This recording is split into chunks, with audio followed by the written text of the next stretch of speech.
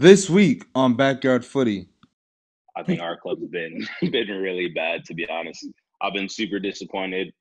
Um, we had a meeting with our GM. I think it was yesterday, Yeah. and he was like, they're trying to do some like diversity program within the team, just to like, I don't even, I'm not really sure what the what he's trying to get out of doing this program, but I brought up a couple things to him because I don't know if you guys know about like all the shit that went on with our team in preseason. Like we Yeah. had the coach saying the N word in the locker room and shit, and like it just kind of like got brushed under the rug, and like they like let him resign. So like we had fans that were like blowing us up about Nuts. like nigger this, nigger that, like calling us all types of shit, like as if like we did something wrong in that situation. And the club did nothing like to like really back us. Like all they said is like, yeah, he resigned, didn't give a reason, didn't tell the story of what actually happened. Yes, sir, Footy fans. Welcome back for another Black Lives Matter special edition. We're here live for part 2 and the 40th episode, where each episode I'll dive into the backgrounds, journeys, and experiences of professional athletes, former athletes, and anyone that's been involved with the game. If you haven't listened to part 1, make sure you tune in and hear that impactful episode. We talk about growing up black playing footy in America, what effects a white coach can have on black kids growing up, and many authentic stories you won't get anywhere else. I'm telling y'all, definitely tune in to part 1 before you listen to part 2. For part 2, we have the same crew with 3 new guests joining me for this episode for tonight. So some of the old crew guys, we have Peebo Dewey from captain of Loudon FC, Carlton Benmar from Sacramento Republic, Sean Johnson, NYCFC, U.S. national team goalkeeper, Aaron Mound, former Vancouver Whitecaps center back, Brandon Miller, Independence goalkeeper, Bilal Duckett's on it as well, former player as well, legend in the league. And Joe Jow joins us as well from FC Cincinnati, and George Davis the fourth is back on from Louisville City. So now joining me for this episode, I have Khiry Shelton from Sporting Kansas City. He's been playing for the U.S. national team as well. He also spoke up for Sporting Kansas City in a recent article, speaking up on George Floyd's death and what impacted him as well. Next, we have Fatai Alashi from FC Cincinnati and the MLS as well, 4-year pro. And lastly, joining us as well is London Woodbury, who used to play for New England Revolution, Austin Bold in the USL. But like I said, we have a lot to talk about, a lot to dive into, so let's get started and tune in. So that's what I was just about to say. So I was about to start warm up into the joint, but for real, I woke up this morning and saw what those North Carolina cops said out in Wilmington. Bro. Talking about they want to slaughter us, getting ready for the second Civil War. So I mean, like I said, I was about to ease into it, but now we hopping right back into it. But as we all know, we talked about things 3 weeks ago. We're gonna get back to normal, but we know from the past 3 weeks, things have still been going on. There's been some hangings, been more police killings. We've been doing peaceful protests, but we're still getting killed out there. It's almost like we still can't just be black. At the Wendy's that you guys saw in Atlanta, my man was just sleeping in his car and people are still getting killed out there. It's crazy, right? So I already know y'all have stopped getting those texts from your white friends talking about how y'all feeling and stuff. So what's this kind of tell you guys about the culture within this country over these past couple of weeks and just in general, for real? Don't affect you. It don't matter, bro. Right. That's what it seems like, or that's what it's been like now that you know everybody's timeline has cooled down a little bit. So sports, the EPL is back. Everything is back to normal for everybody. Maybe we Yeah, I talked mean, about this last time, how it's almost like a trend. We do the Black Instagram posts, and then everybody want to post for Juneteenth and be an expert on that, and then a few days later, it's quiet as dead. So I mean, that's what we expected. It is what it is. Yeah, I think we're living in a society right now that's based on trending news. That is what it is. Like trending news is what is happening and what is being talked about in the now, and then we become so desensitized to the fact that once we hear something else as just a society, we just move on immediately and start talking about that in full force and forget about anything else. Yep. Feels that's just my personal feeling of what's going on now, but hey, a lot of people, myself included, still got to put on the gas pedal. Got to gotta keep pressing on. Can't let people forget. 100%. Exactly why we're doing this. Who's eating, bro? Somebody's chomping. Yeah, I think That's Brandon. That's my bad. That's my bad. I thought I was on mute. Around here. What's going on, dog? I What's think the that's dinner, where dog? some of the anger is coming from, though. You hear some of these people speaking out how, they kind of showing their true colors, and that's because they can't hide from it anymore. It's been for so long you've been able to ignore, and now, it's died down a little bit, but people are still out there. I know in Louisville, people have been protesting nonstop. Yeah. With the Breonna Taylor thing, like, it's still heavy around here. So I know with that, it's making a lot of people uncomfortable, as we talked about in the last show. And I think that's brought out some anger. You know what I mean? Like what these cops said in Wilmington, they getting fed up, and people are showing their true colors. Yeah. Big facts. Yeah, I think we always knew that there was going to be some pushback. Right? Like, it wasn't going to be that, the energy that we saw on social media was going to be the thing that fixed everything, right? It's just the start of the wave. It's the start of the tide. What I've noticed, because I'm in DC, the movement is still moving heavily here as well. But also what I'm noticing is that while it's maybe not as loud on social media, there's still a lot of really good work that's being done by people who, like litigators, or people who are looking to enact policies, whether it's like national policies or policies at work. I think what we have to do is continue to stay vigilant, right? It's a marathon and not a sprint, and continue to push our circles, whether it's your team or your social circles or whatever it is, keep pushing those circles so that we can't let them think that this is all dead and done, right? Like, that's where our power and our influence comes, is by making the stuff around us better. And I've seen a lot of good stuff coming out of both the MLS and the USL, so I applaud you guys for that, but got to keep the foot on the pedal for sure. Yeah, we talked about. I've had lots of conversations, as I'm sure all you have, and I think one of the common themes from a lot of people is that the biggest impact we can make is how do we implement programming change that can sustain over decades and periods of time, to do things that are only going to help or only going to bring awareness for the next day or the next week or the next month.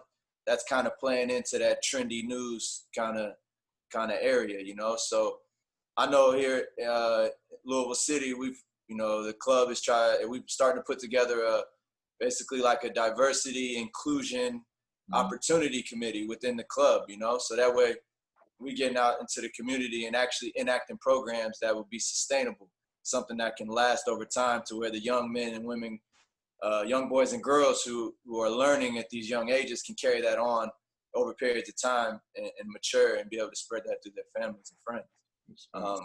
So I think that's something that, even like a lot of people from the litigation to all the people that are marching and protesting still, I think the biggest impact that we can have are programs and words and ideas that are sustainable and that are going to make lasting impact.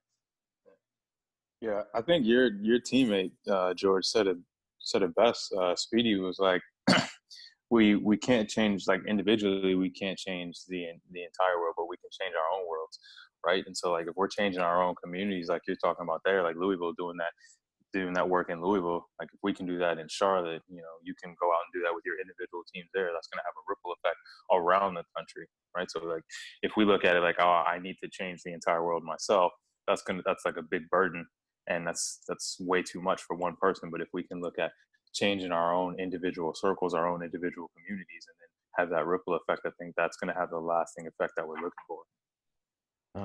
That's a little bit what we said last time.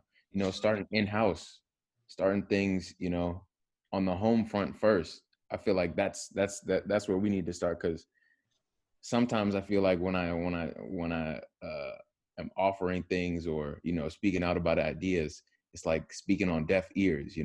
It's like you got to kind of get out and do it yourself first, get things started first, because it's like it's our community. You know what I'm saying? We got to clean up our shit first before we can expect anybody else to come in there and try and give a handout. You know, so I definitely commend that for sure.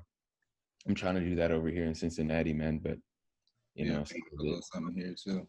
Yeah, create like T-shirts or something. You know, trying to keep this movement going where people are watching us live on TV every single game, what they see, regardless.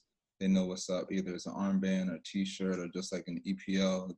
All the last names will switch to Black Lives Matter, just so people know that this movement isn't dying down at any time. Because clearly, it's still going on.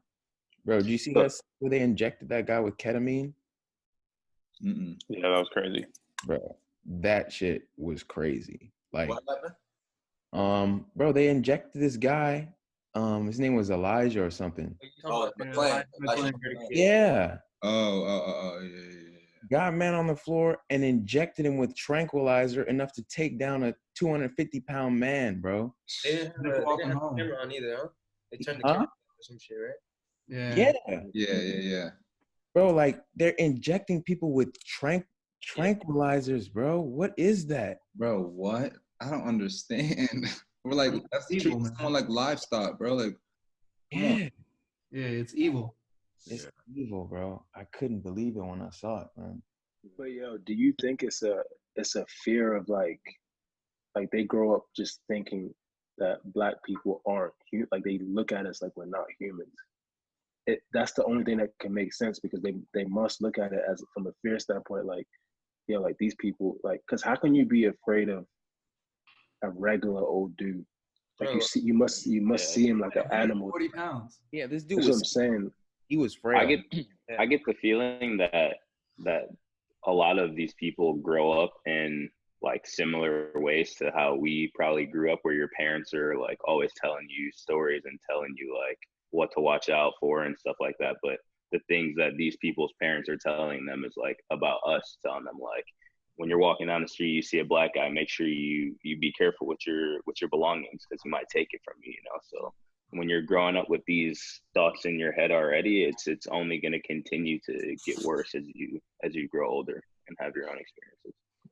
I think it's like, you know, it's been happening. It's been constant reinforcement of like this propaganda, the rhetoric that, you know, the super predator idea that, you know, Black people are just out here to be, you know, be hurtful and kind of take, but it's, you know, exactly the opposite.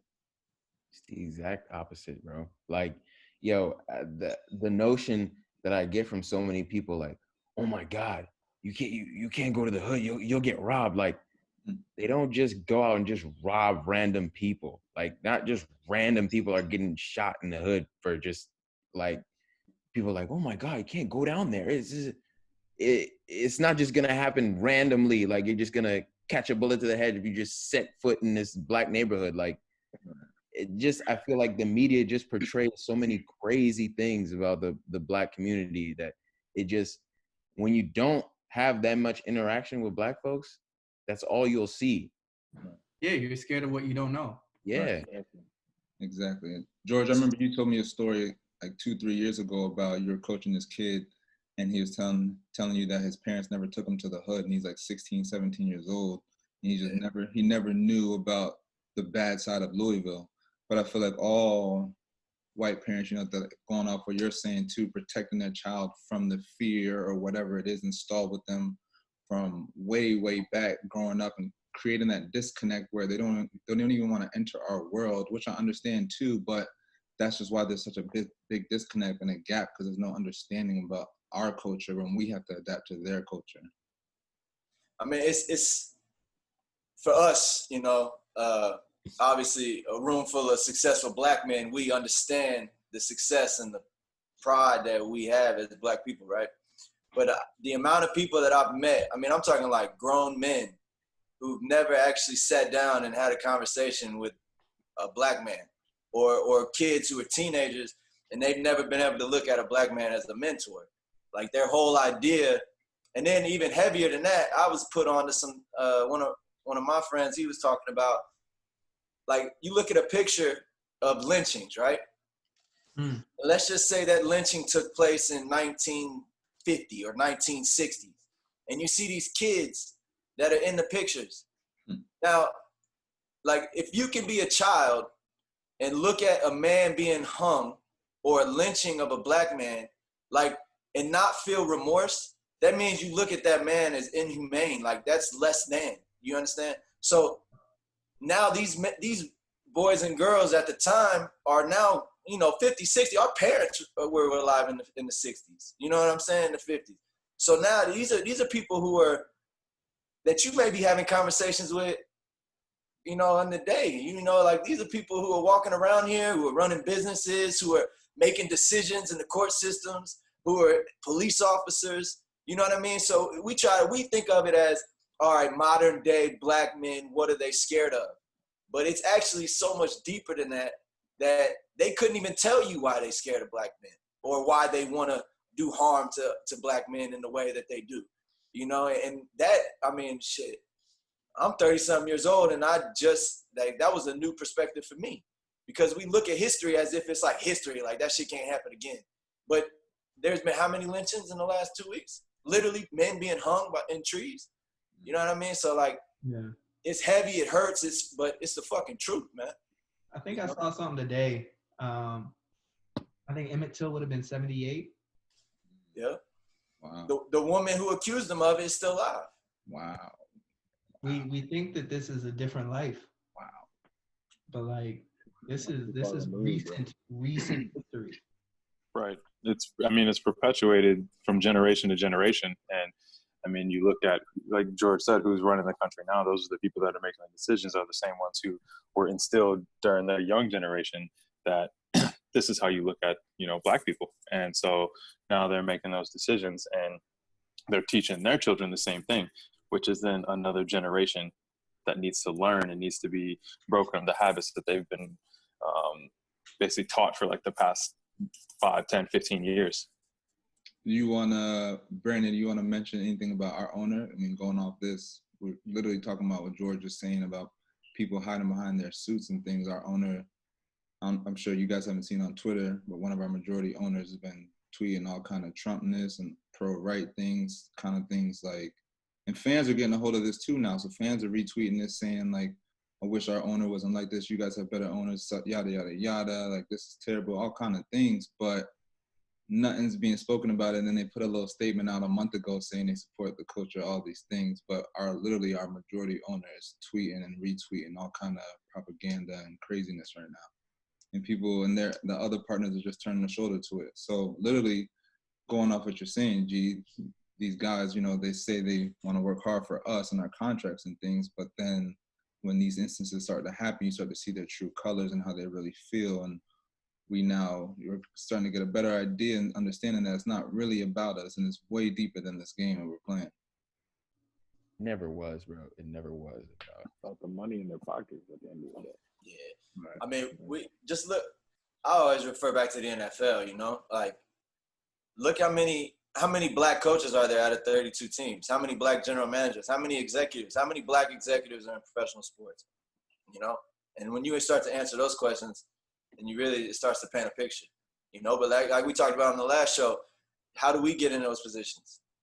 Like the men in this room, the men who have gone through playing experience, who are smart minds, and educated, different culture, how do those men get into the room? How do we get into those rooms to where we can make decisions and we can start to make impacts in those rooms?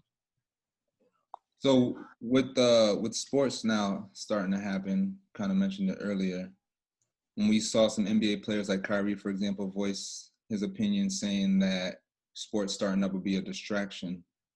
How do you guys feel about that as well? Do you think sports is going to be a distraction with the movement? And do things need to, like a statement needs to be made? For example, like players sitting out kind of thing. NBA has different budgets than we do, but maybe them sitting out for a couple of weeks would send a powerful message.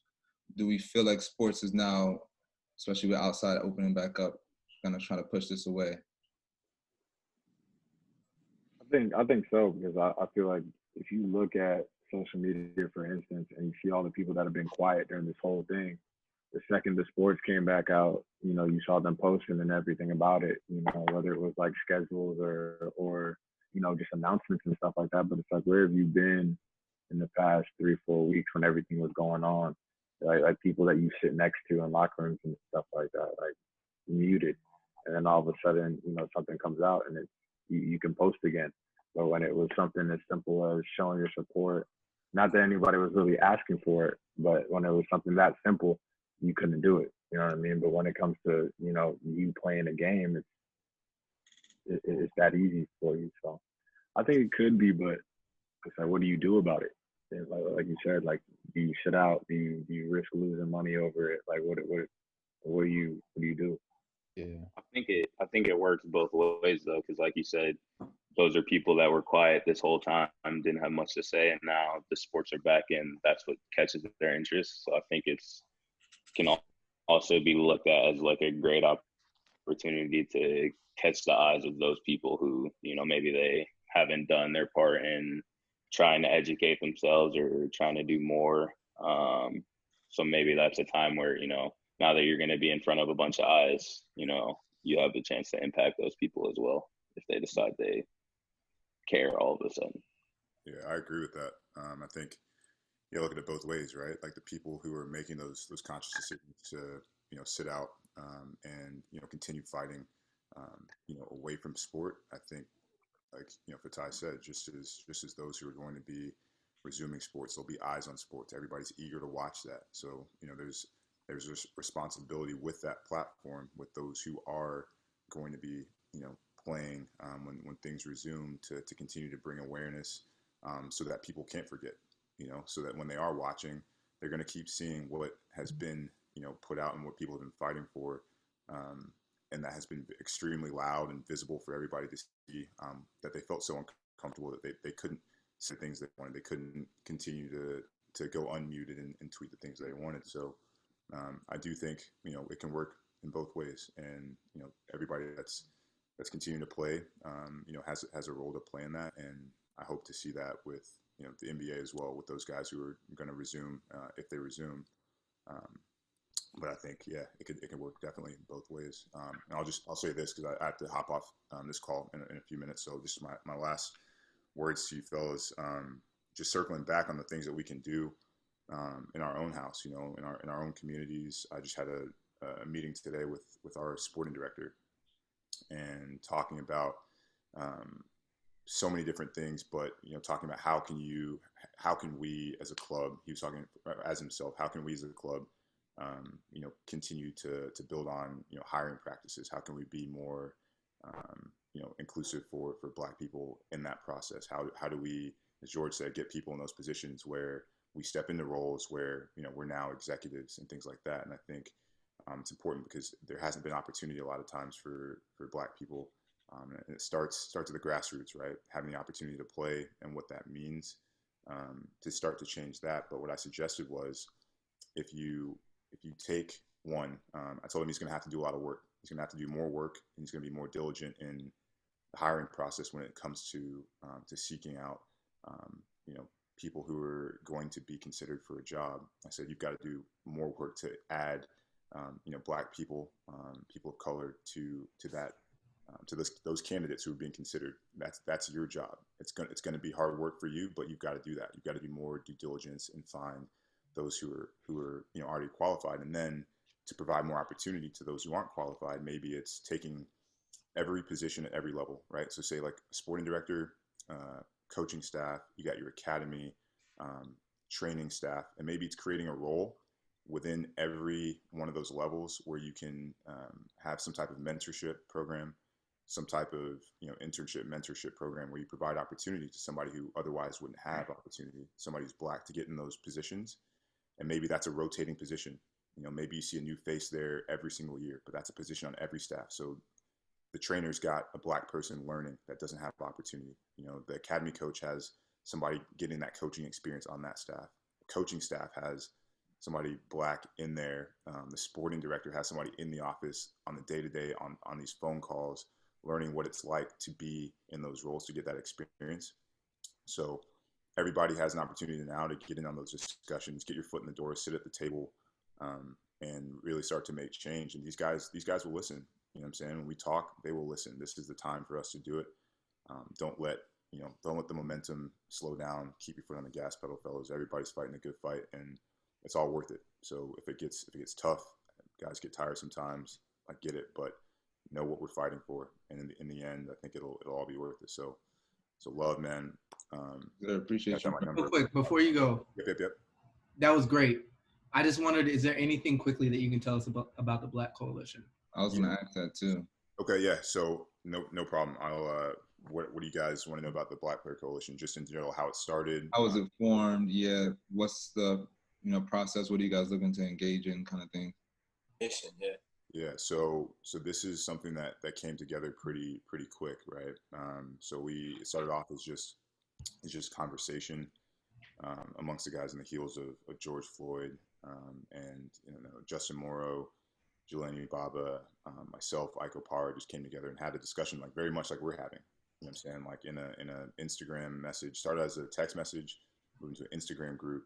We started adding more guys to the Instagram group. Got to the point where we filled out an Instagram group, and we were talking about, we were all pissed off. We were hurt.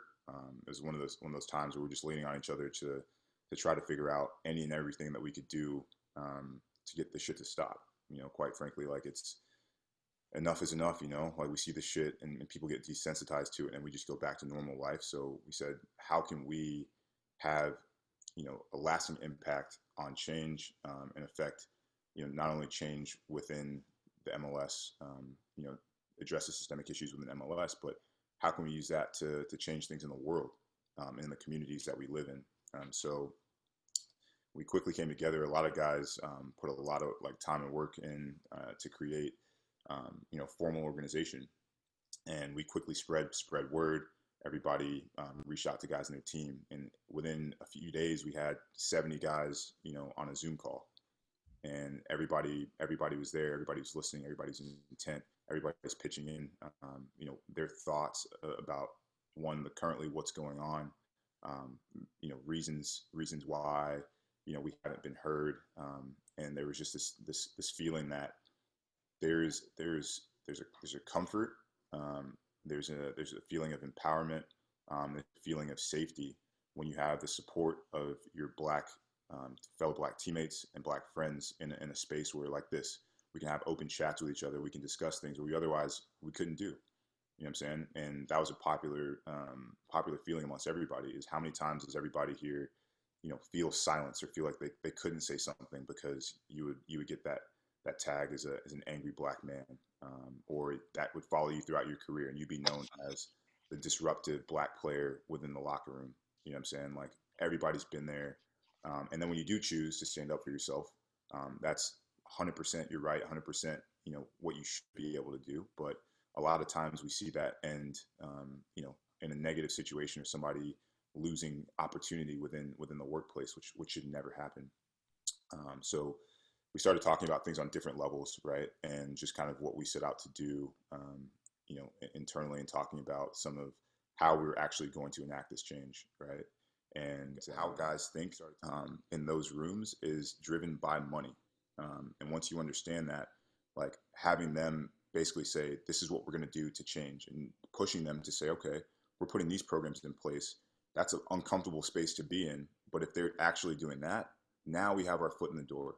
You know what I'm saying? Now we have opportunity at the table. Now we have the ability to get into that space, and then also drive change from those positions, and not just from afar being given money. You see what I'm saying? So. Yeah, I mean, when I say money, I just mean like investing in said programs. You know what I mean? Yeah. Yeah, I salute you, man. Salute you guys. Good luck. All the best. Yeah. If anybody, now, Sean? What's that? You going in it right now? Yeah, I'm gonna hop in the meeting before the meeting. All right. If anybody has questions, if anybody wants to chat about it, I'll make sure I drop my name in the group text so everybody knows it's me. But feel free to reach out, man. I'm always here for you guys. Appreciate you, my guy. Heck, brother. Stay up, bro. Dog. Peace. Man, I'm trying to do that for the USL, for real. Yeah, I remember when I first, because I had originally talked to Fatai about it, and he had said that was going on, and I was thinking about it. But it's like, we don't, it's like we're not as established as a league in a sense as they are, and don't really have the same, like, the stuff with RPA is not quite as as fluid as theirs and whatnot like that. So it was like, and then on top of that, to have the right people step up and lead that at the same time. It's So just interesting. look, I think why it's really good for the MLS though is because the MLS owns all the teams. So essentially, if you can get to the root, like if you can affect the MLS, by and large, the MLS is going to implement those things over the entire league and over all the teams. Yeah. Whereas in the USL, each team is individually owned. So it makes it almost easier. I wouldn't say easier because none of this shit is easy, but it makes it kind of more accessible to get to your owner, to get to like within your team. You know what I'm saying? And then from that, if we can form something that's league wide, then that would be really powerful. But I think that's a unique difference between the MLS and the USL. I mean, I'd have to agree with George there. I mean, I think I kind of want to go back to what he was talking about earlier with our owner, and I kind of want to see what you guys think about your team's individual responses, or as organizations, how have your teams, or how do you feel your teams have responded to what everything that's going on? Do you think it's a positive move? I know George talked a bit about the situation or the the programs that they're developing there, and I know New Mexico put out the program that they're working on as well. But and then Hugh gave a little background on basically the Quiet Charlotte Independence. So I kind of want to see what you guys feel, how your organizations have responded. Yeah, I mean, I think our club's been really bad, to be honest. I've been super disappointed. We had a meeting with our GM, I think it was yesterday, and he was like, they're trying to do some like diversity program within the team, just to like, I'm not really sure what what he's trying to get out of doing this program, but I brought up a couple things to him because I don't know if you guys know about like all the shit that went on with our team in preseason. Like we had the coach saying the N-word in the locker room and shit, and like it just kind of like got brushed under the rug, and like they like let him resign. So like we had fans that were like blowing us up about like nigger this, nigger that, like calling us all types of shit, like as if like we did something wrong in that situation. And the club did nothing like to like really back us. Like all they said is like, yeah, he resigned, didn't give a reason, didn't tell the story of what actually happened, kind of just let like the public decide what really happened. So then now that all this stuff has happened, our club put out like some like super generic like 2-sentence statement, and I don't know, I just felt like it was just kind of like almost like a piss like on us. Like, and I asked the GM or the president, I asked him like why they haven't like done more, and his reasoning was like they're doing a bunch of stuff behind the scenes basically that we don't know about, and they're having like meetings with all of the basically like the whole staff in the club. He said like we've had like weekly meetings and we've discussed this stuff like multiple times in these staff meetings. And I told him, I was like, I understand that, but like I wanted to ask him like how many people of color are in those meetings, like how many people do we have in our whole staff that are minorities, because I promise you it's not very many.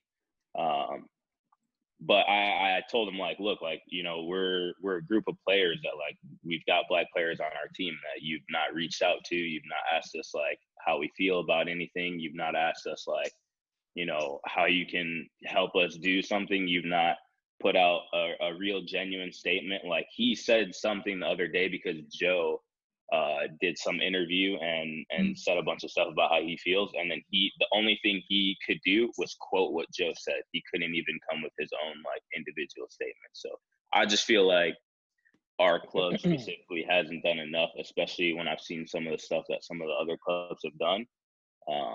So that's a battle that I think we're gonna have to, me and Joe specifically, are gonna have to continue fighting. And if you guys have any like ideas or suggestions of stuff that we could talk to them about to dive deeper into it, I think that would be great and much appreciated. I think we've had a different perspective over here.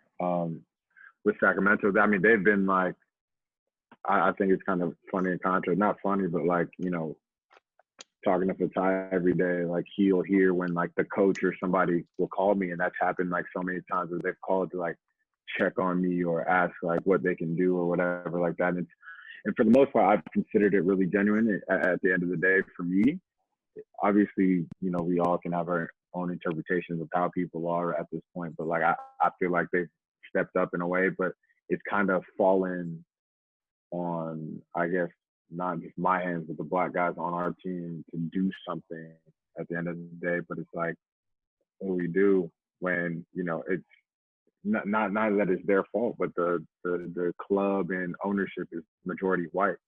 Like, I don't fault them for coming to us and be like, what do you want us to do? Or like, what can we do to help? And it's like, we don't even know what to do. Because one, I've only been in Sacramento for 5 months, 4 months. I've spent 4 of those 5 months in quarantine. Like, I don't know nothing about Sacramento. I don't know who to talk to, what to talk about, where to go to do anything. So it's like, you know, what is anyone supposed to do in this situation besides, you know, wait for somebody else to step up? I don't have much. I got to get off. I got to go to another call as well, man. So I just want to tell y'all kind of what we've been doing here in Louisville, man. I'm actually really impressed with how the club has taken heed to some of the stuff going on.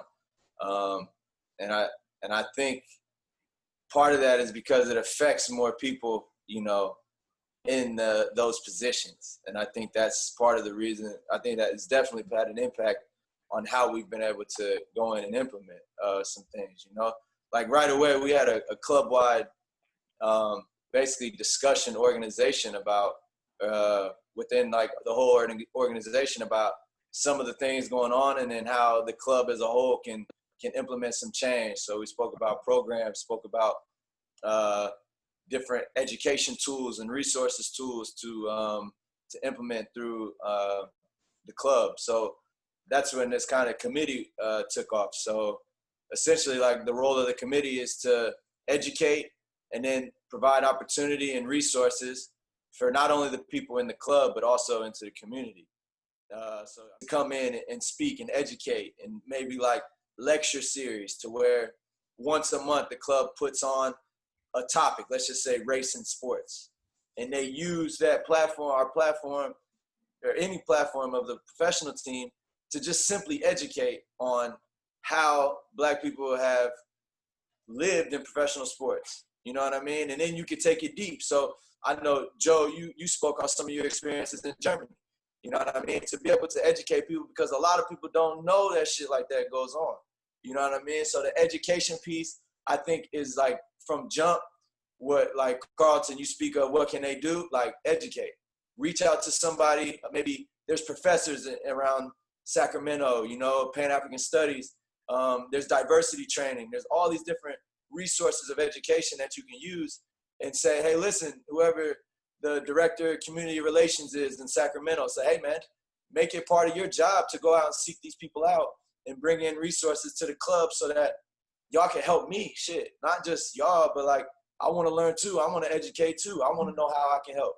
You know, and there's other people in positions that's what they do. That's what their life is based upon, is how to put these messages forward and to gather the resources so that they can implement change into the communities. And like, I've kind of taken this on as a role in myself. So I'm kind of proud of it, man. And I'm actually really proud of, I know you spoke of Speedy, Brandon, and he mentioned how proud he is that the club is taking some initiative.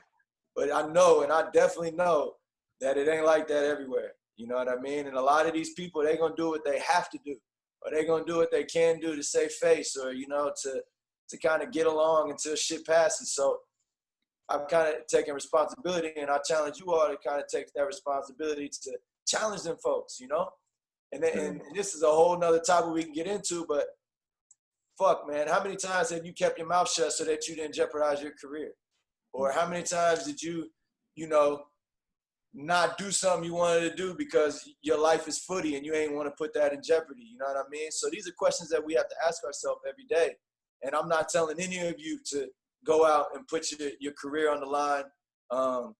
But I do challenge you, man, to to make it hard for him, you know, like challenge your president, you know, be like, that ain't good enough, man. Like you said, you wanted to ask him, Fatai, how many black men are in that room? Like that matters, you know, like that matters because that man can't speak for you. You know what I'm saying? He has no idea what your life experiences are leading to this point. So, like, yeah, man, I got to run, man, but I love y'all, man. I appreciate you, G. I want this shit to continue, man. Y'all need anything like Sean said, man, reach out to me. I'm here for it. No doubt. All right, fellas. Later, bro. Peace. No, Carlton, I was just gonna say, I'm kind of in a similar position as you, man. You know, obviously being captain of the squad and whatnot, they kind of give me a lot of responsibility and freedom in terms of ideas, whether it's stuff on the field or, you know, just team outings, whatever it is, you know. So I've been kind of trying to take this time, and I've been meaning to hit you up, you know, especially being in the DMV, of ways I can kind of go to them, bring something to them, take that initiative and say, all right, this is what we're trying to do.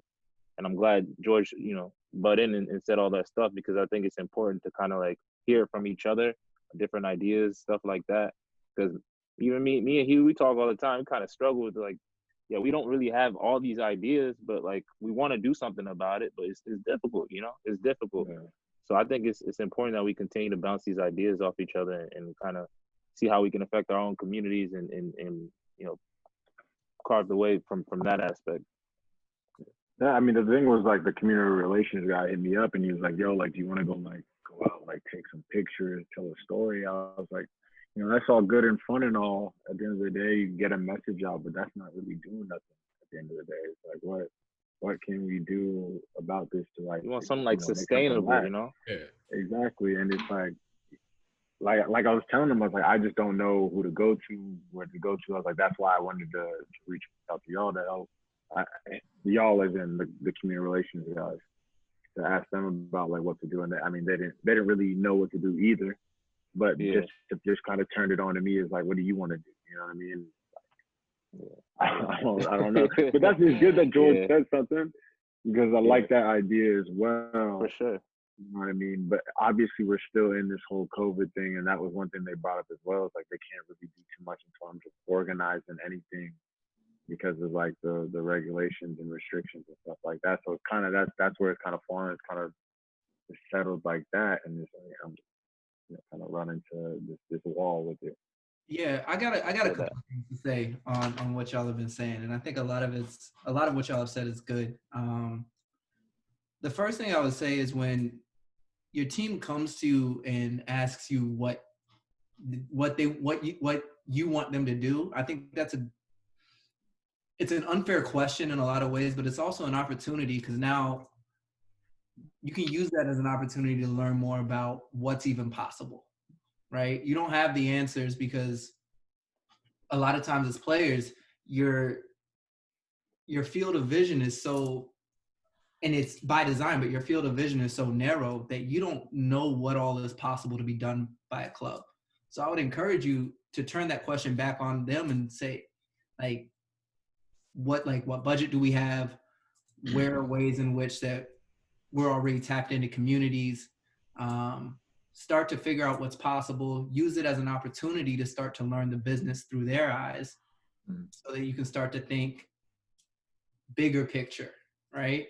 And then on the idea of, you know, kind of what George is saying and how we're bouncing ideas off of each other in this room, like that's what the USL Black Players Coalition can look like. Like use each other as resources, because a lot of times I know a lot of the clubs are going to come at one player at a time, but if you guys are behind the scenes unified together and supporting each other in this, you know, George has this thing moving. Maybe it looks different in Sacramento, but you can take ideas from that. You can take ideas from what's happening in Charlotte. And now there's strength in community. We're all maybe spokespersons for our isolated communities and teams, but we're still moving together as a cohesive unit. And there's a real opportunity in the fact that the USL is so young and it's growing it's growing so fast, but like there's an opportunity in the fact that it's so young, because it's not necessarily as established. It's, you know, they're open to ideas. So use that as an opportunity. That's a good point, because that field of work is so out of left field for me. But there's so many possibilities. Like, so the what is it? Fatar, what is Kate Solomon's job description? She's like the community relations manager, I think. Okay, yeah. So she's been hitting me up, asking me like what ideas do I have and stuff like that. Now I've told her a few of my ideas, but obviously that's coming from a limited, you know, mind state. Obviously, I don't know everything that goes into the community relations. But now that I've been out and I've seen a couple of the things that, you know, some of these nonprofits do, like, more often than not, your team in your city knows the other nonprofits, you know, like they know what's going on in the city. So there's a lot of nonprofits in these black communities that are already doing what the club is trying to do, but they don't fund it. So there's this nonprofit here. They do like positive affirmations. They do education, a lot of mental health, sports. Like they cover all of that, but they just don't have no money. Mm-hmm. And I'm trying to get the club to, you know, fund it a little bit, you know, because you're asking me, there's somebody that already does it, you know. But right, is a lot of the clubs, they want to do the press run, be like, no, it's ours, it's our organization that's doing it, so they want to post it. But like, if you really want to help, it doesn't matter who's doing it. Help the people who are already doing it. You know what I mean? Mm-hmm. That's the thing that we're caught into now. So obviously, not every club has these people that are working in there that have the time to sit there and actually teach these kids in the classroom. They can just go do a clinic for 2 hours and then send the kids home. Like, that's not going to help either, because you don't know the kids' home situation. You know what I mean? Mm-hmm. So with that being said, a lot of these organizations, they're working with the kids like 8 hours a day. So if you already have that, you know, I'm gonna try and keep pushing and see what they can do. But there's already people that are doing it, you know. So we'll see. I think that's a very good point, because I think it was so much trying to figure out how to do something on my own, not even necessarily on my own, but trying to do something, you know, create something instead of latching on to something that's already there. Mm-hmm. So maybe it's becoming a mediator between the two, right? You know, connecting the two together to make that, you know, a stronger organization or whatever it may be. You know, I think that's definitely something to look into. For me personally, as we talked about our owner Brandon and I, how he's not really supportive with our players. For me, I've kind of gone and taken the initiative within myself. So I already knew of a nonprofit organization here that helps minorities and refugees, but I kind of Googled and got in contact with some others. And so, I mean, I've been here for a year and some change now. I met an apparel company, and some guys reached out to me like, hey, do you want to create a t-shirt, Black Lives Matter t-shirt with the little Charlotte City crown, Charlotte City skyline in the background? Gave me the freedom to design it. But this is not the independents backing me up. This is not anybody. This is solely me. And I know I'm going to have to drop maybe $40, $50, which is cool, but all the proceeds are going to go now to this charity for the nonprofit. It's going to go, I'm going to put it on my website with this brand, whatever. But I'm going to make sure fans and just people in general can see these t-shirts and get an opportunity and like, all right, you buy the t-shirt, but not only that, all the proceeds are going to charity so they can directly help. Because I know you guys are all getting people and getting hit up like, what can I do to help? What can I do besides using my voice? And so, all right, we're all here trying to create ideas. I'm like, well, why not make this easier for them? I'm going to create my own little t-shirt, own little, you know, charity fund donation for them directly to go to so they can see this and easily, boom, bang, buy a little t-shirt. All proceeds go straight to charity.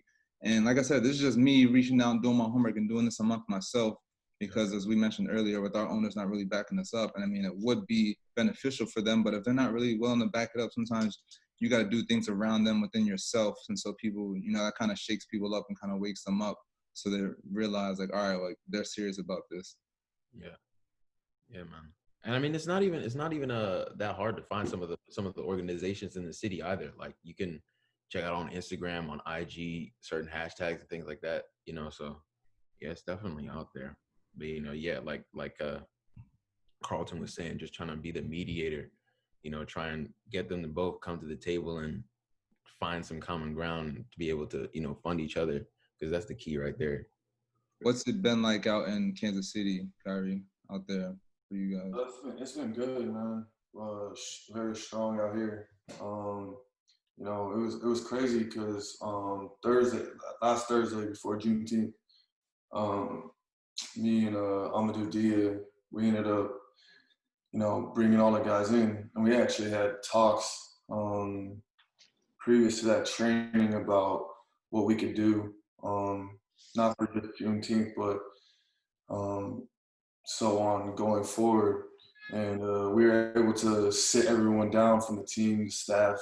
We talked about experiences we had as players, and shared those stories because, Kansas City it's not very diverse. I would say Carlton knows that.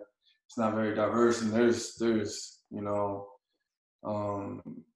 I would say a lot of racist people in Kansas, and a lot of these players didn't grow up with Black players and stuff like that. So we were able to sit down and talk about what we're gonna do, and our experiences, and that was an eye opener for me, because this club has been very successful, and they've had a lot of Black players on the team, but never, I wouldn't say they never like reached out or did more to show that they support us.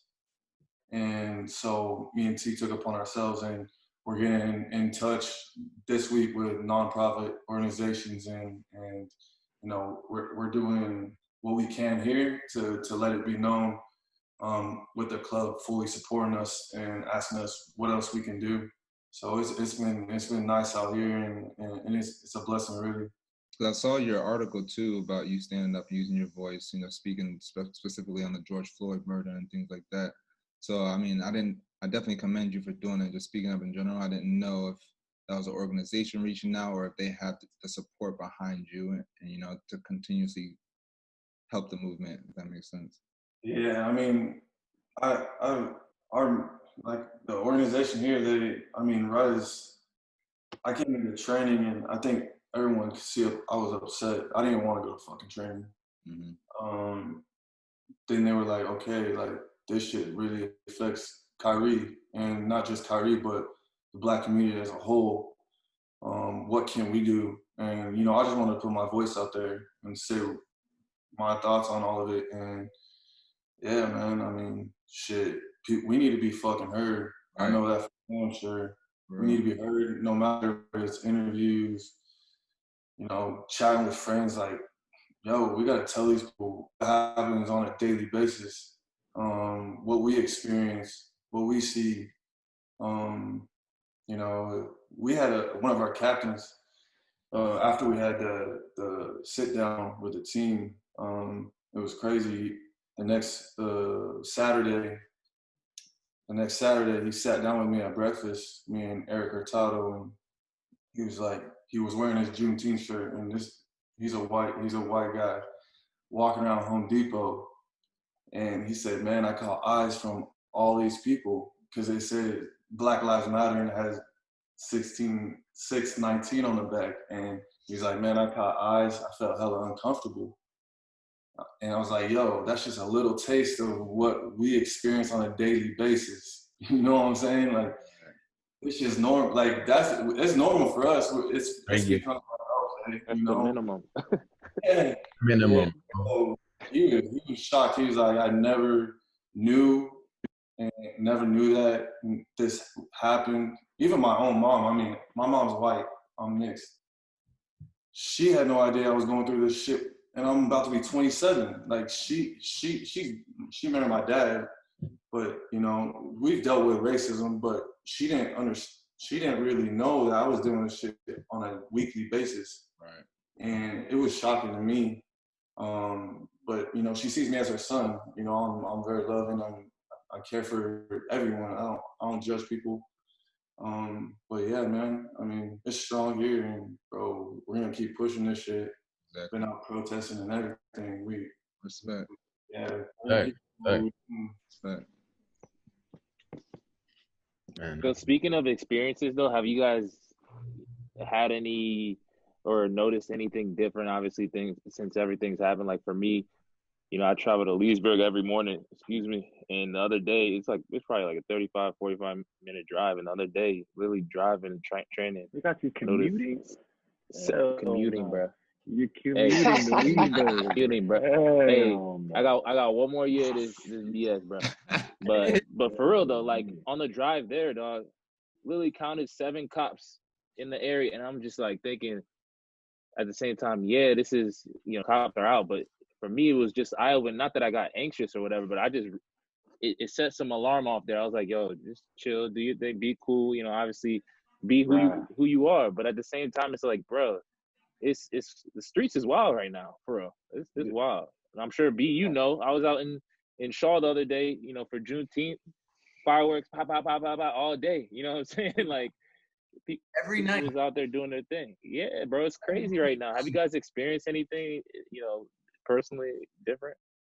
Bro, I mean, on top of just that alone, like, I mean, for whatever reason, I'm feeling more paranoid than I ever had, you know, pulling up like in front of a cop. I'm over here like this, like, like I was leaving Chipotle, like not minding my own business. There's like a stop sign, and this cop pulls up behind me. I was like, "Don't roll the fucking stop sign! Don't roll the fucking stop sign!" You did the count real too, hard.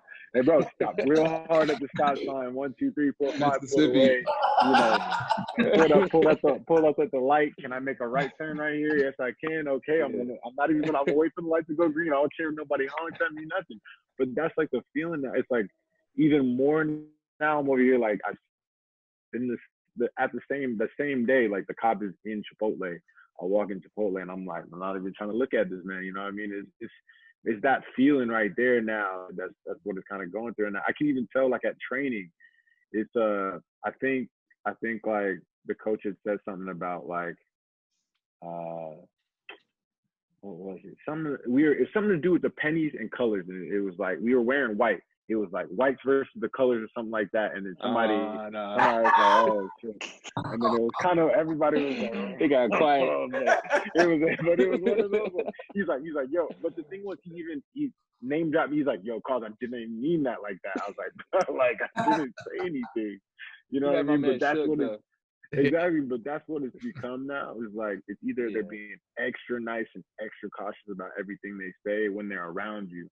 But I wonder if they're keeping that same energy behind closed doors or around their friends or whatever it may be. I think I even saw something on Instagram where it was like, yo, like, stop reaching out, like for white people, like stop reaching out to all your black friends and trying to like apologize to them. Go reach out to your 300, you know, violent white friends and talk to them. You know what I mean? Like we don't need your, you know, your opinions or whatever it may be. Go talk to, you know, your racist friends that you know that you're not saying anything to. Bro, I noticed that, like, I'm going to the grocery store. I've told Fatai and Carlton this. I've been going to the grocery store, I grab my shit, but, like, walking through the grocery store, I see a lot of, like, white people with their heads down when I'm passing by. And I don't know if it's out of guilt or, like, shame, but, like, I'm like, damn, like, y'all, like, you should, if you're guilty, you're guilty, but if you're not, you should have your head up. You know what I'm saying? Like, y'all shouldn't be looking down at the ground when I'm passing by. You guys shouldn't be. Yeah, and I went to dinner. I had this.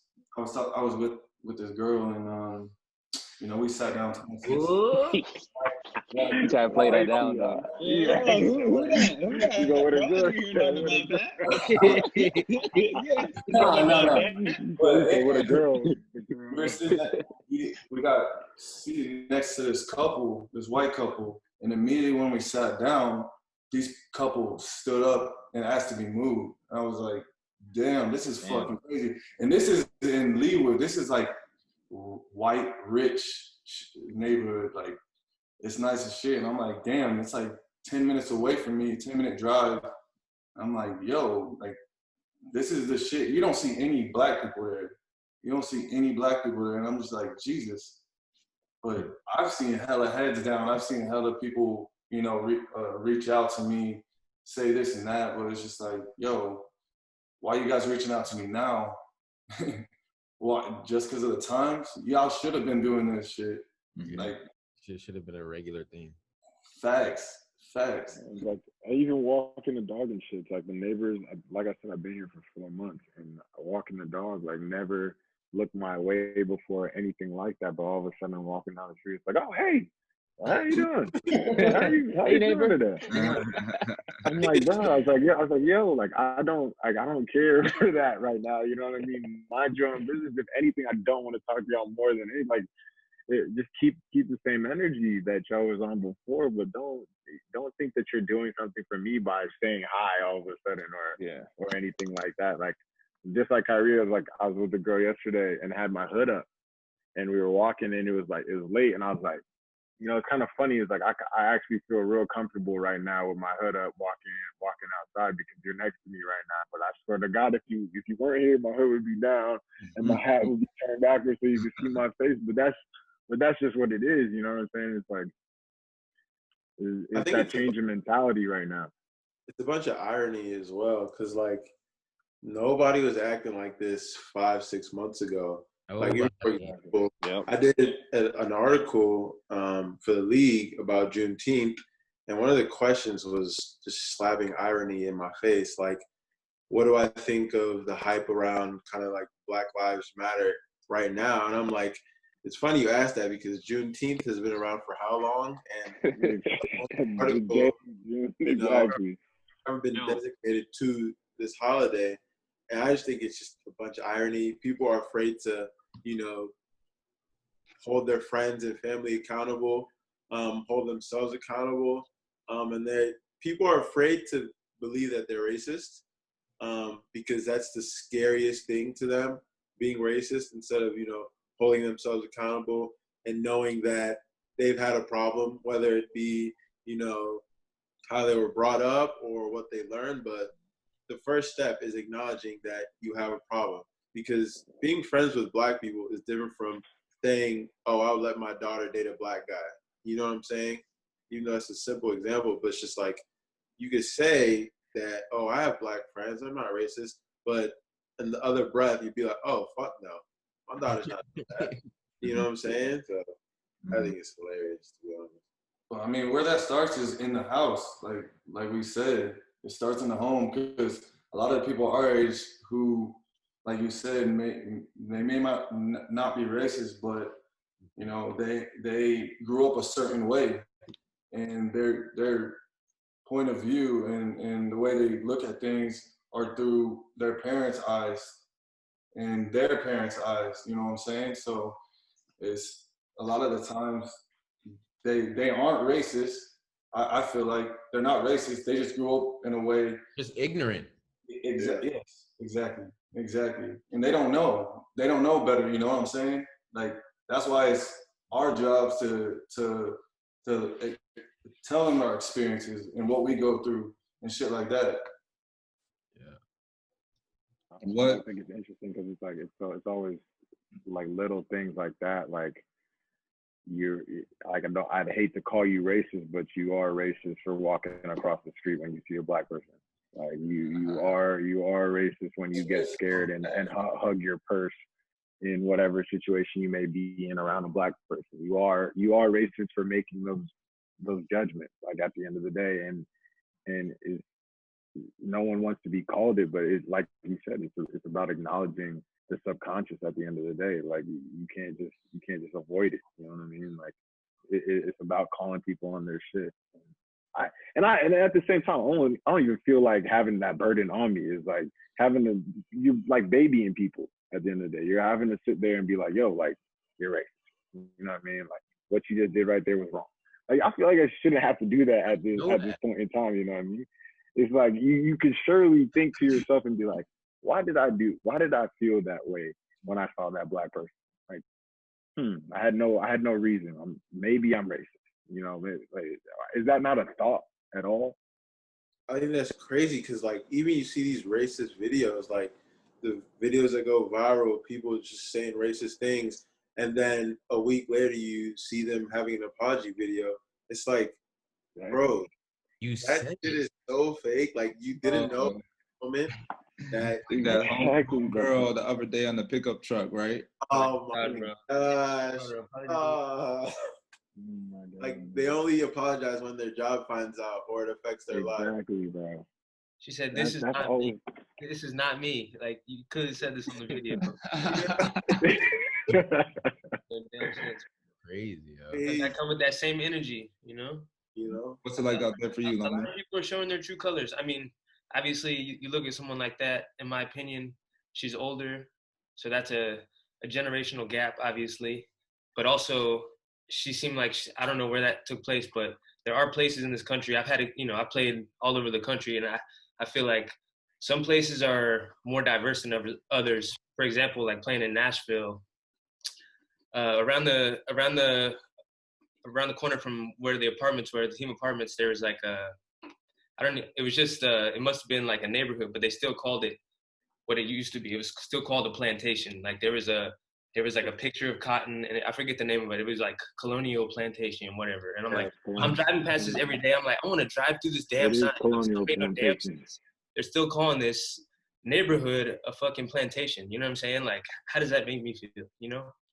But I mean, that's just geographics, in my opinion. I don't know. I've had different experiences. The majority of those things, like, they have origins. Like when you talk about all these people taking down statues and stuff, people been knew what the statues meant. Like we already knew what it was built on. Like, you know what I'm saying? So how are you acting like we were sitting here looking at all these statues? Somebody. In Germany, do they have statues of Nazis up? Hell no, bro. You know, like that's it's the traitors. You know what I'm saying? It's the traitors of the country. You know, so how are these people still celebrated? You know, how are there still erected statues of these guys? It don't make no damn sense. It's almost like they want to be like, look, like, all right, we'll take down this one. Is it okay now? Like, okay, we'll take down that one. Yeah, just take down one and call all it a right, day. all right, we got this one down too. Robert E. Lee too? Damn, okay. I got that one. All right, whatever. Like, what's next? You know what I mean? People are getting pissed off about people taking down the statues, but they didn't know about the statues until people wanted to take it down. You know what I'm saying? Like, it's not like they were going to the statue every once a year, like having a barbecue near it. You know, like, I don't know. Strange to me. Bro, somebody got me hip to one crazy one. Does anybody have a $20 bill right now? Who's that? Is that Jackson? You got the peas, Khiry?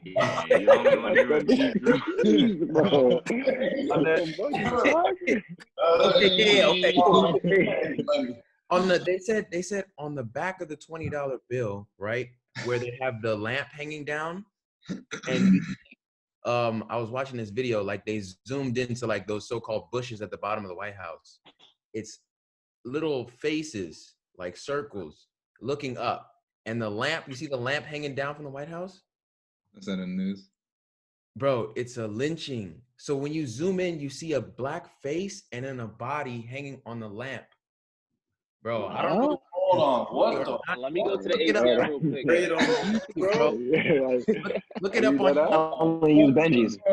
Yeah, hey, Joe, Venmo me 20 real quick. Yo, that's why I want to use hundreds. Look it up on YouTube, bro. I just got hit to it recently. You know, I mean, I don't know if it's 100% true, but when I started looking at it and I saw the video, it looked like what it was. I was like, that's a mad thing, bro. Crazy.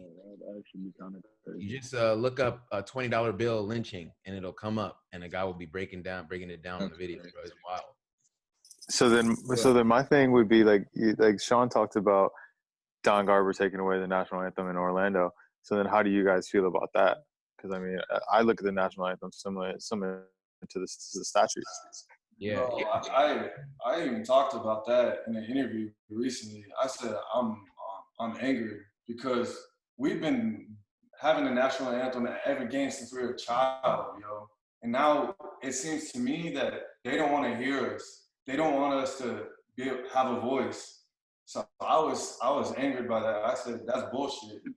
That's absolute bullshit because, you know, we had planned to do something, and then we were told that the national anthem was taken out.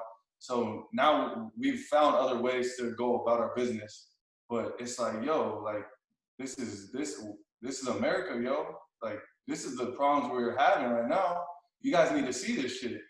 Everyone's watching. Got to see this shit. I don't want to play that, but we got shit installed. We got shit installed that we're ready. No, So I agree with you.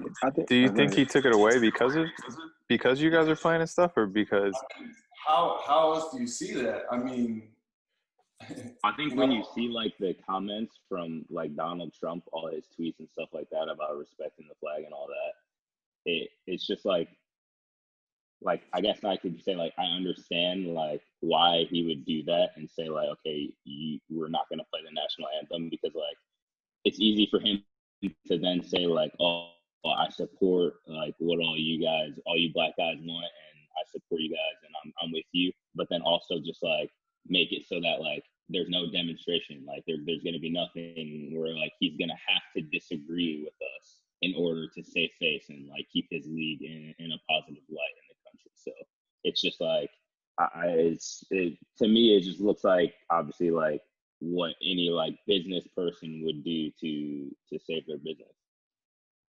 Yeah, I think it's 100% a business move because, and I think this is the only country where they play the national anthem before. Like in Europe, there's no anthems playing before you play a game, bro.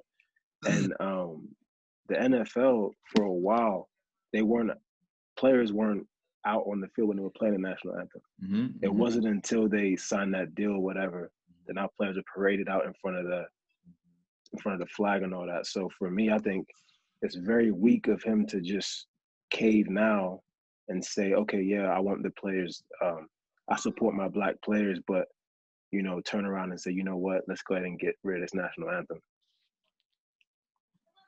Like you said, I've only seen the post like of all the MLS posting like black this, black that, and I didn't even know about that. So it's like, why wasn't that made public? Why didn't you say there was going to be no? Why didn't you publicly say there was not going to be an anthem and see how people respond to that? Right. Because like you were saying, Khiry, it's like that was going to be how y'all were going to demonstrate down there, and you went and took it away, knowing that's how y'all were going to demonstrate.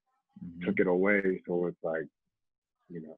Like you said, save face. At the end of the day, when the backlash is going to come about, like, look at Don Garber like supporting the disrespect of the flag, he's not going to have an answer for that. So why not just but go he's ahead and take it upon yourself to say that? That's the problem there. He wouldn't. What's there to lose? I mean, you don't want our voice to be heard. We're part of the MLS. This is that's part of the. But he's gonna recant. It's him that's gonna take the flag for it, and like I saw it right that's away. not what he wants. That doesn't benefit his business. Just like you know, maybe hiring 3 more black people in his office doesn't benefit his business. Maybe so he's not gonna do it. Like but then it's easy for him to say like he supports us, but then it's about actions as well. So are y'all gonna find another way to do a demonstration and protest? Good question. What's that? Are y'all gonna find, with them doing away with the national anthem, are y'all gonna find another way to let your voices be heard? Like, would it be like, I guess like the first minute or the first at the kickoff, like y'all kick off and everybody take a knee, or it's so a lot of players. We you said what? It's a secret. So whoever's playing that first game, I don't know if it's 100%. Oh, wait. If it is something that's secret, don't gotta but if y'all have something, I just want to know if y'all had something. I just want to know if y'all had something. Okay. Yeah, we have something for sure. And that's why I was angered by when he took that out. I was like, that's bullshit, yo. That's such bullshit. But we got stuff, and we're gonna be heard, yo. So good. I ain't worried about that at all. Well, is that something that's going to be like the national anthem not playing? Is that something that's going to be beyond just the tournament in Orlando? Is that like the rest of the season and moving forward, or is that just for Orlando? it's just for Orlando because he said there's gonna be no No fans. fans.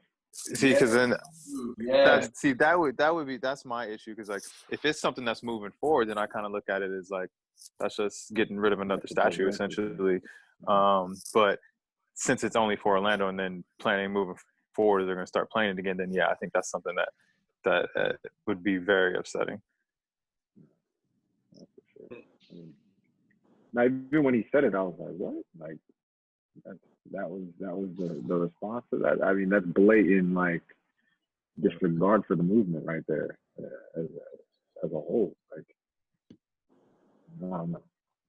But he said he was with us, and then he does this. It's like, yo, you're a coward, yo. You're a coward.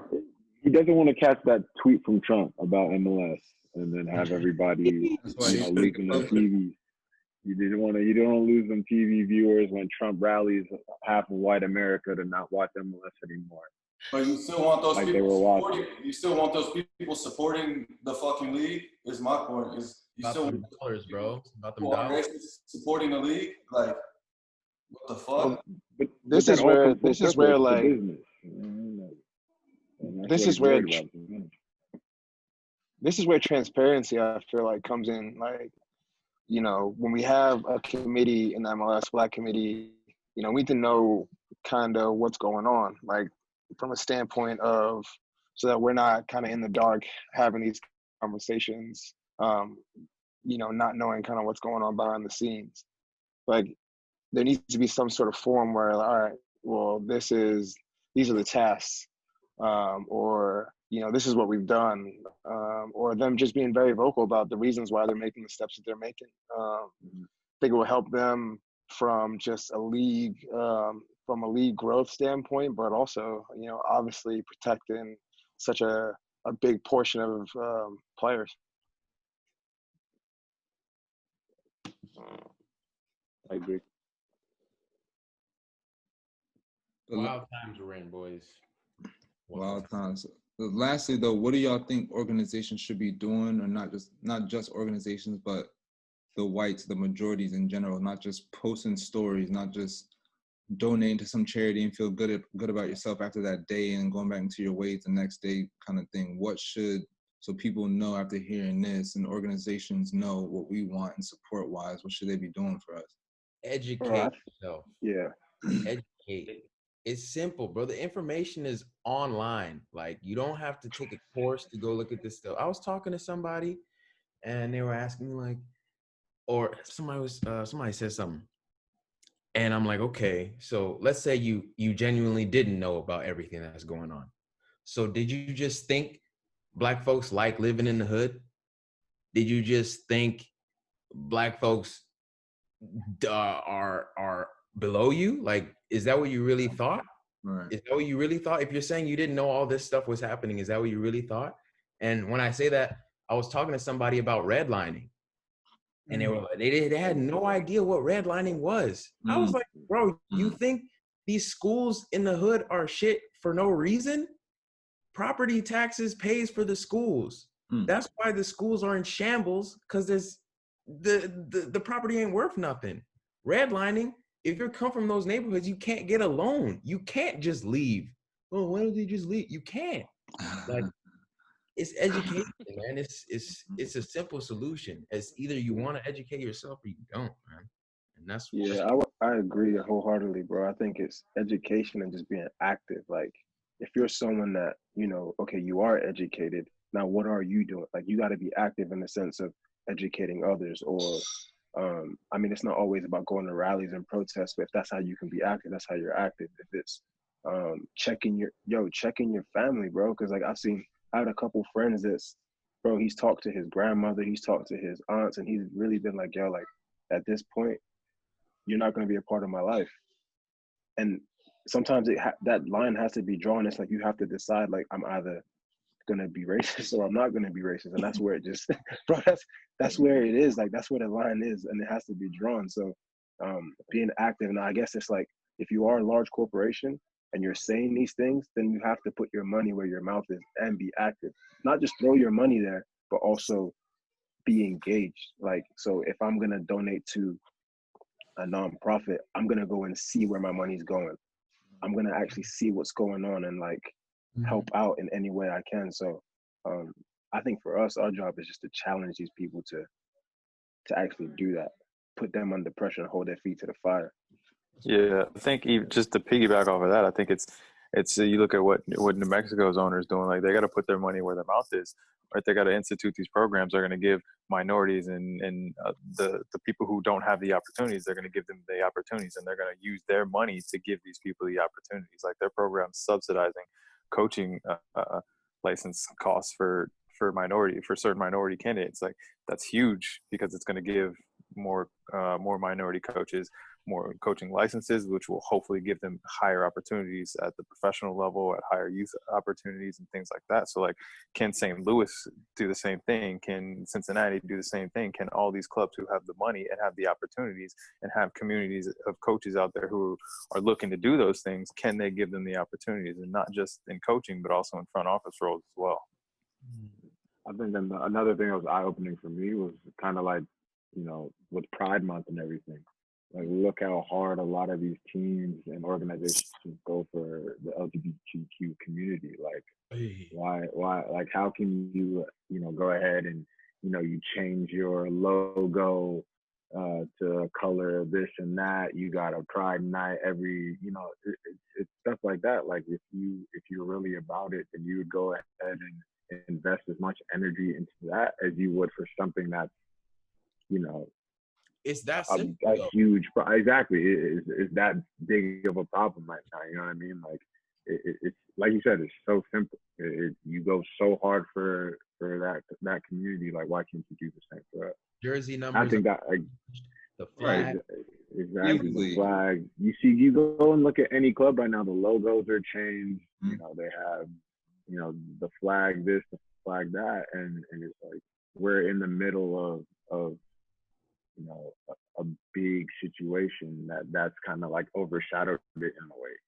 You know what I mean? So no, that's a great. Well, I mean, it's a thing about image. Like, just to build on what you said, Carlton. Like, the league mandates so many things. Like, you can't wear your own socks. You can't wear certain types of cleats because they're trying to protect their image. This is no different. Like, this is your image in the space, and it's definitely more important than what color socks or if whatever. But like what legacy, what side of history are you wanting to be on? And it's important because like whether we like it or not, we're all tied to it. Like 50 years from now, when you say like you played in MLS or whatever it is, what people think about that league is going to directly affect how they think about you. You know what I mean? So it's important. It's our legacies too. We're all tied in it. Big facts. It just baffles me that every single professional club and almost every sport has Black players and minority players, and the fact that a lot of these owners don't even say a message or a statement in regards to us, and not just us on the current roster. This is speaking to the communities that you want to come out fans-wise and attendance-wise and buy your merchandise. You're trying to speak to, and you always preach about community involvement and things, but don't support your own players. It really just baffles me that we even have to voice our frustration sometimes and go around them without their support when we're literally dying for them. Now you guys are going to a hub situation in Orlando. We're about to play in the midst of this virus, and now we're risking our lives pretty much where every player, almost every team pretty much has a player that's contracted right now, and the odds are going to keep going higher. So we're risking ourselves, and you're not even going to support us and for your future sakes too, and you want more players to come because we talk behind the scenes too. And if you're not really repping us now, we're definitely going to make sure the next Blacks and minorities coming through are going to know that same treatment. Yeah, and that's the crazy part. Like a lot of the markets that these teams are in have huge Black populations, bro. DC has a huge Black population. Cincinnati has a huge Black population. Atlanta is all Black. Like you have these huge populations of people that just shifting to the side, bro. That's what's crazy to me, man. But also on that same note, like there's also teams that are in crazy red states where there's a bunch of racists walking around that not that they don't know they're racist, but they're racist yet they still support the team and still support Black players. So there's like tons of influence there in terms of getting people out in November, in terms of, getting people out for the Senate races, the things that are going to be things that we see like immediately in terms of change. So I would say like, as much as these owners